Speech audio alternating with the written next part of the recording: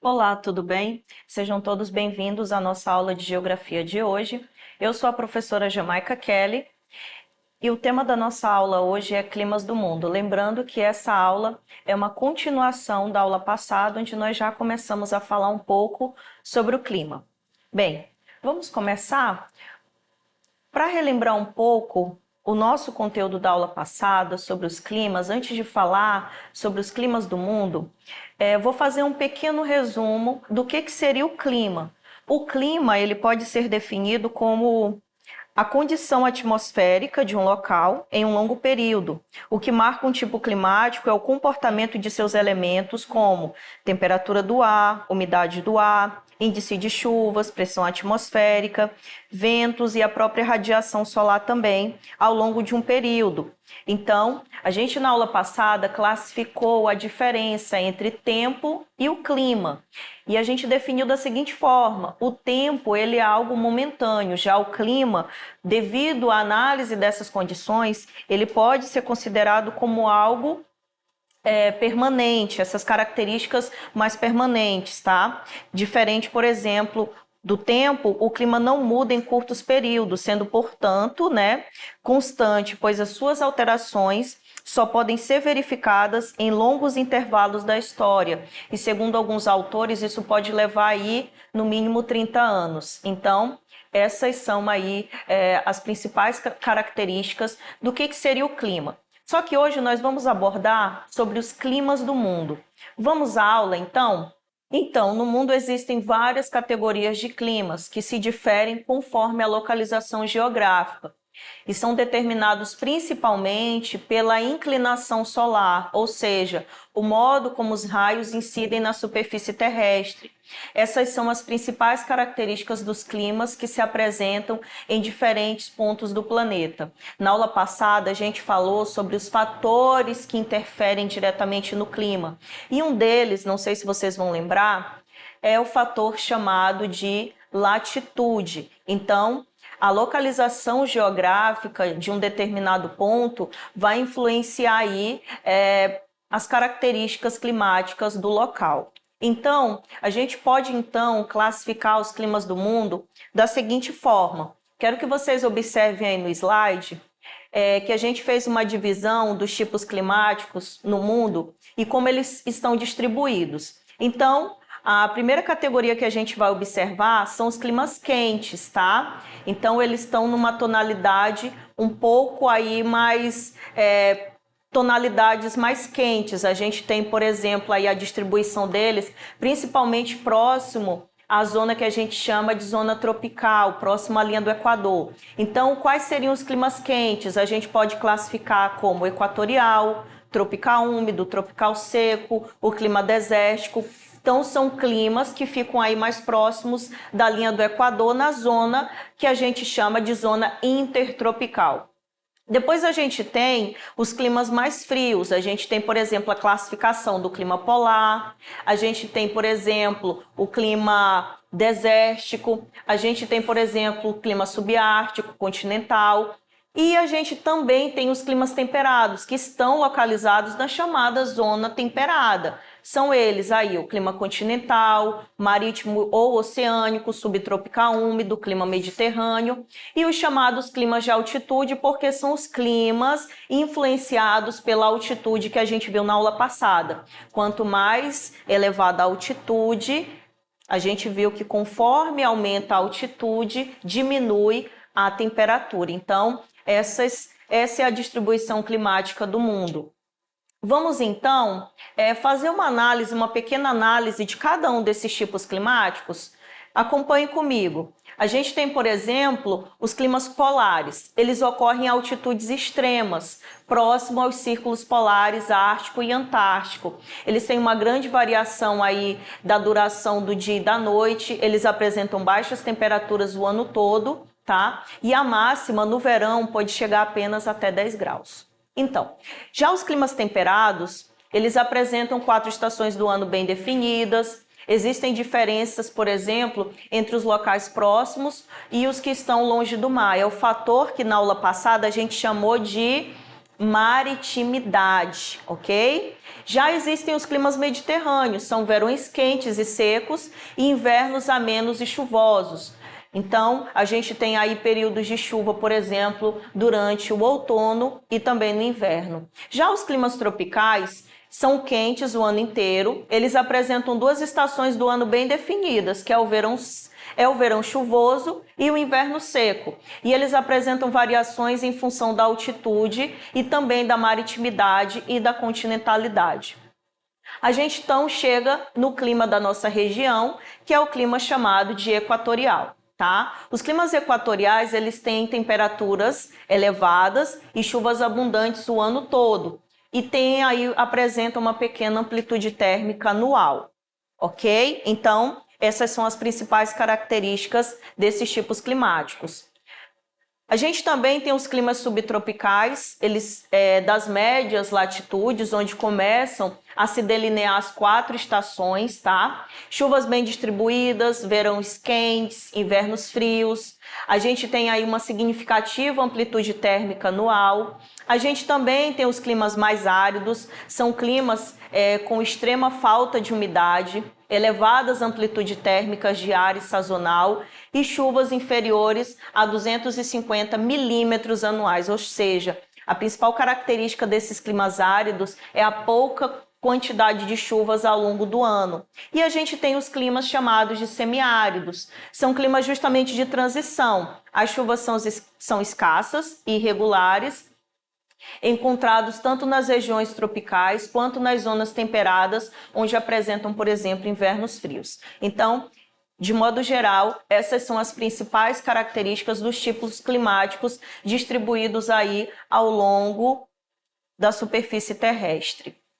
Aqui, a gente vai acompanhar, eu quero que vocês acompanhem comigo, como que fica a temperatura anual distribuída aí ao longo dos meses. Então, vocês vão observar, através desse GIF, que ao longo do ano a temperatura vai mudar de acordo com as estações do ano. Então, existem vários fatores que vão estar influenciando a diminuição ou o aumento dessa temperatura durante o ano em determinados locais. Por exemplo, o que a gente pode observar, principalmente observando essa imagem, é que a zona intertropical, ou seja, que fica ali entre os trópicos, né?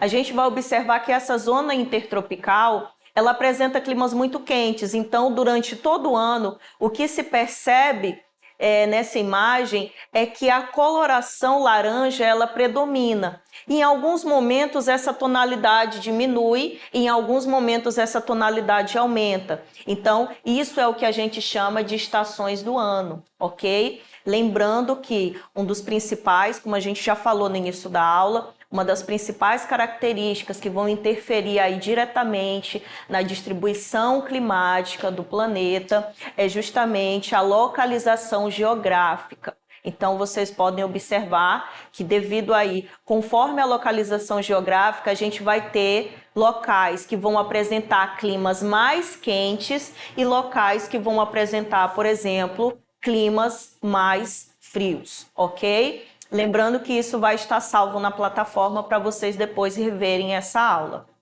Então, atualmente existem algumas alterações que ocorrem, principalmente nas regiões costeiras, e podem causar o que a gente chama de perturbações climáticas. É o chamado El Niño e Laninha. Por exemplo, gente, o que são esses fenômenos, o El Niño e Laninha, que ultimamente tem sido muito debatido, principalmente aqui no Brasil? Eles são fenômenos atmosféricos caracterizados por uma alteração da temperatura das águas oceânicas e que vai gerar diversas consequências em termos climáticos. Então, o El Niño e a Laninha são fenômenos atmosféricos que impactam de forma significativa as condições climáticas. Vamos então aprender um pouco de cada um deles? Por exemplo, eu tentei destacar aqui algumas características principais do El Niño. Olha só que interessante. O El Niño, ele vai, por exemplo, causar o aquecimento das águas do Pacífico e ele vai, por exemplo, aumentar a evaporação. A corrente do El Niño substitui a corrente fria do Peru ou a de Humboldt e pode gerar aí livre de umidade, o ar seco, atinge, por exemplo, regiões do Nordeste do Brasil e podem provocar o fenômeno que a gente chama de estiagem, ou seja, pode trazer escassez de chuva lá na região do Nordeste, tá? Aí a gente tem aqui, por exemplo, no esqueminha, o último item diz assim: o encontro de massas de ar quente e fria provoca, por exemplo, fortes chuvas lá no sul do Brasil. Então, só para a gente relembrar, olha só como que o El Niño pode bagunçar as características climáticas aqui do nosso Brasil e trazer alterações. A gente tem aí, por exemplo, escassez de chuva no Nordeste e o aumento das chuvas na região Sul. Eu vou ilustrar isso de uma forma bem clara nesse mapa dos efeitos do El Niño no Brasil. Olha que interessante. A gente tem, de um lado, o aquecimento dessa água, representado pelo ponto 1 e 2, e a gente tem, por exemplo, o que esse fenômeno pode causar.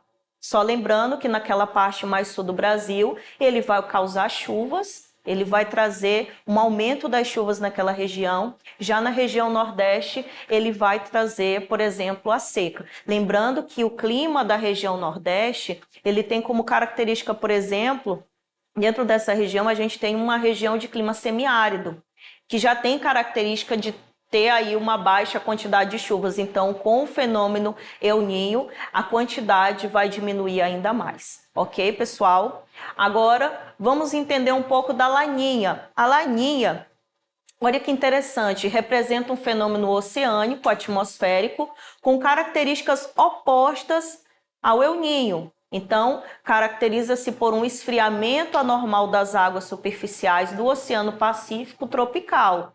Então, se a Laninha é o oposto do El Niño, logo entende-se que, enquanto o El Niño é o aquecimento, a Laninha é o resfriamento, ok?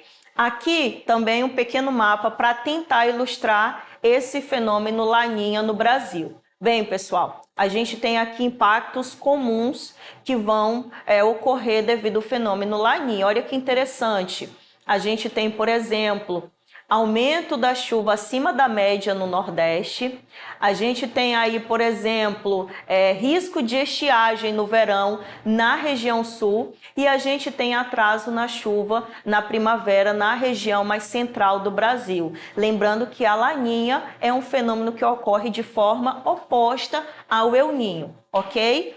Então, aqui eu trouxe um exemplo de como a gente pode, por exemplo, fazer esse estudo dos elementos do clima, que são aparelhos próprios para se trabalhar com as características climáticas, tá? Então, é só a nível mesmo de acrescentar na nossa aula, por exemplo, o pluviômetro, que vai medir a precipitação, mede a quantidade de chuvas. A gente tem, por exemplo, o catavento, que indica a direção dos ventos. A gente tem o termômetro, que vai medir a temperatura. Então, esses são aparelhos para a gente trabalhar aí as características climáticas dos locais, ok?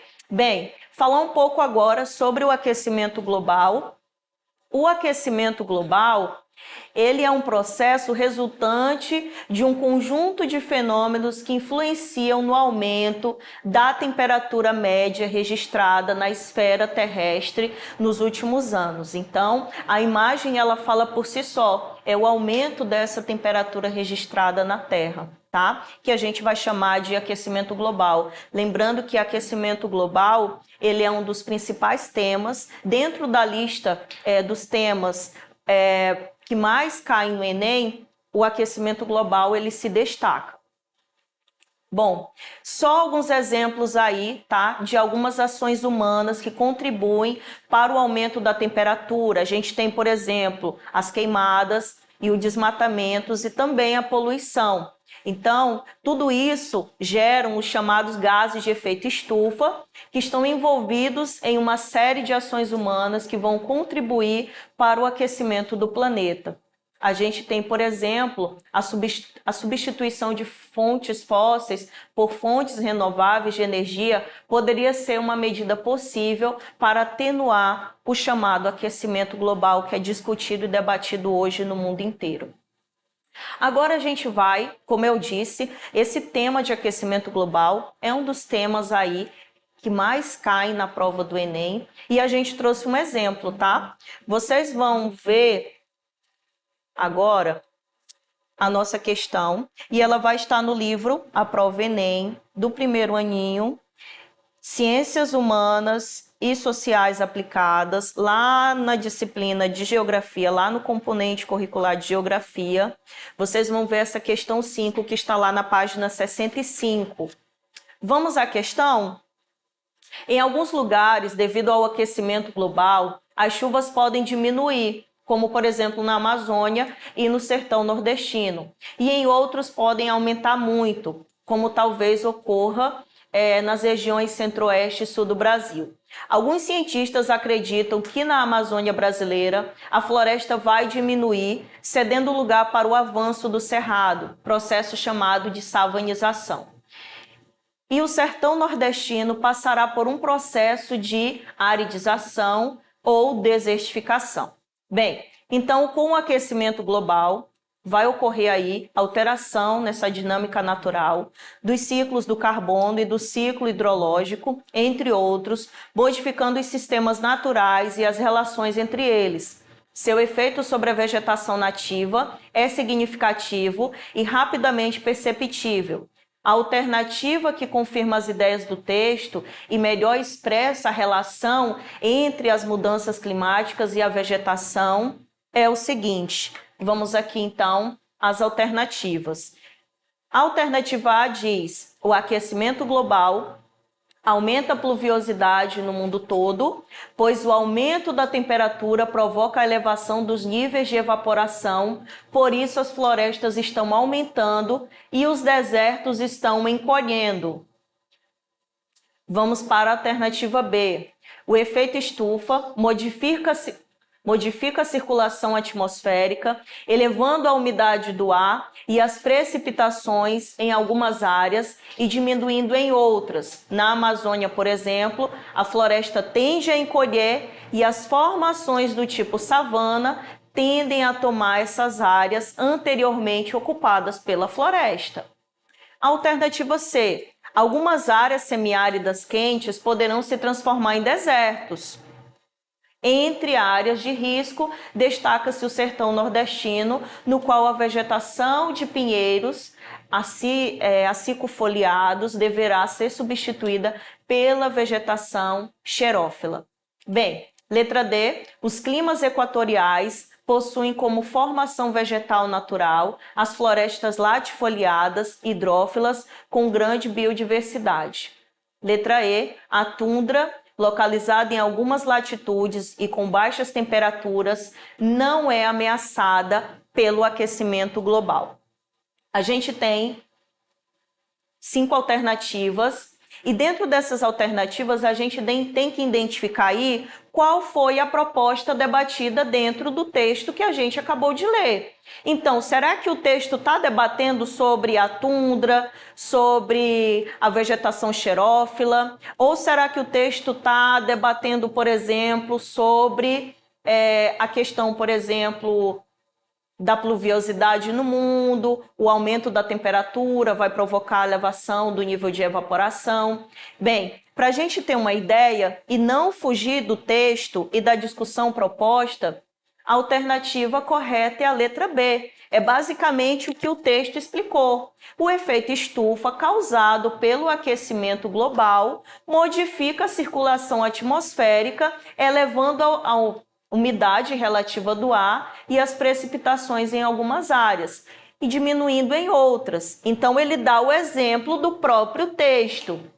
Na Amazônia, por exemplo, a floresta tende a encolher e as formações do tipo savana tendem a tomar essas áreas anteriormente ocupadas pelas florestas. Então, a alternativa B é basicamente o que foi retirado do texto que a gente acabou de ler dentro da questão, sem fugir e nada aí da proposta a gente tem a alternativa B como gabarito, ou seja, como a opção correta, ok? Então, essa é a nossa aula de hoje. Eu espero que vocês tenham aprendido junto com a gente. Espero vocês na próxima aula. E qualquer dúvida, acessem a plataforma para acompanhar essa aula novamente. E até mais.